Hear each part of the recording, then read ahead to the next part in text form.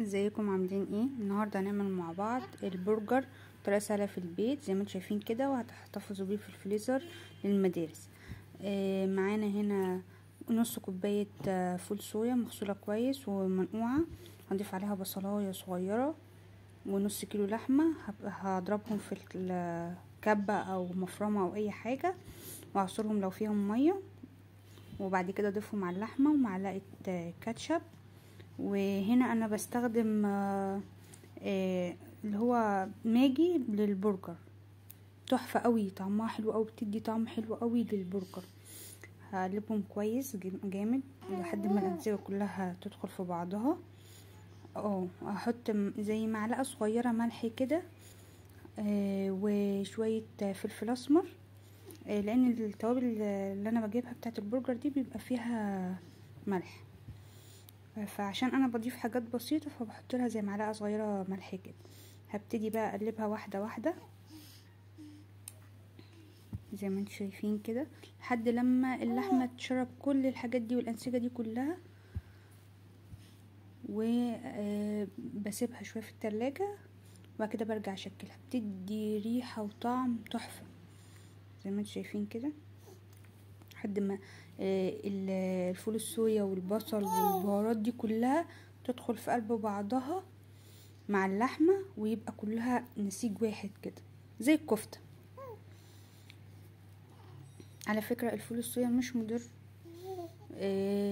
عشان ما بتستخدموش بكميات كبيرة، وفي نفس الوقت مش بيغطي على طعم اللحمة، وبيديها طعم حلو قوي، وبيخلي قوام اللحمة في الحاجات دي تحفة، بيخليها حلو جدا ومش بيغطي على طعمها عكس البرجر والحاجات التانية اللي بتضاف كده. زي ما انتم شايفين كده هي اللحمه امتصت كل التوابل اللي معايا، انا محطتش غيرها كده، محطتش اي توابل غير اللي هي بتاعت ميجي.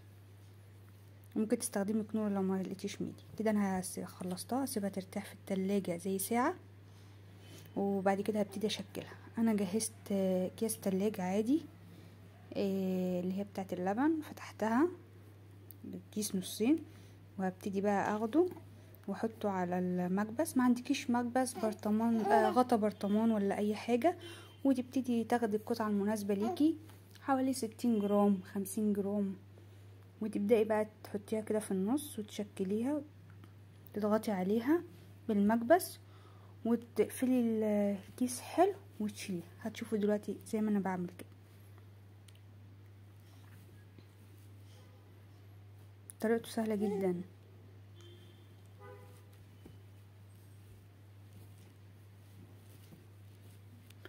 كده انا بلفها معاكم زي ما انتم شايفين كده، هعمل كذا واحده هوريها لكم، وبيعمل معايا كميه حلوه قوي. تقدري تشيليه في الفريزر وقت ما تكوني مزنوقه، وقت ما تكوني مستعجله عايز تعملي اكل بسرعه، سندوتشات للمدارس، موفر، وبيطلع كميه حلوه قوي. يعني نص كيلو دوت عامل معايا 13 قطعه، حلوه قوي. وكمان تقدري تعملي جنبه مكرونه، تقدري تعمليه في عيش زي ما تحبي يعني. طعمه لحمه صافي، يعني طعمه كفايه انت عاملاه في البيت بايدك.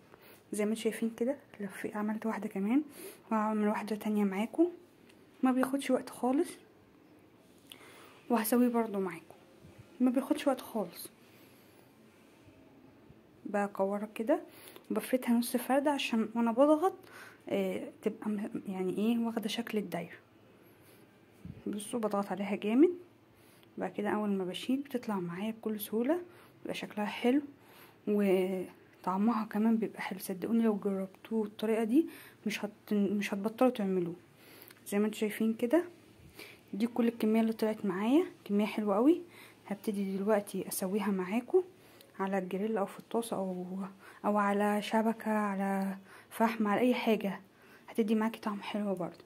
كده انا سخنت الطاسه وحطيت فيها شويه زيت صغننين، سخنتها حلو، وهبتدي بقى ارص، وبعد كده هبتدي اهدي النار شويه، ما اخليهاش عاليه عشان ما تتحرقش مني واللحمه تستوي. هي بتكش بس بتبقى جوسي وبتبقى طعمها حلو قوي من جوه. زي ما انتم شايفين كده بدأت تنزل العصارة بتاعتها، بضغط عليها كويس. هي كشت شوية بس دوقي الطعم في الاخر. هسيبها تاخد لون من تحت وبعد كده هبتدي اقلبها. كده بدأت ان هي تاخد لون من تحت او تتشوح، شكلها حلو. ده شكلها بعد ما طلعت وسبتها تبرد كمان. طعمها تحفه يا جماعه، طعمها حلو قوي. اتمنى بجد تجربوها، وما تنسوش تعملوا لايك وسبسكرايب وشير، واشوفكم على خير في فيديو جديد.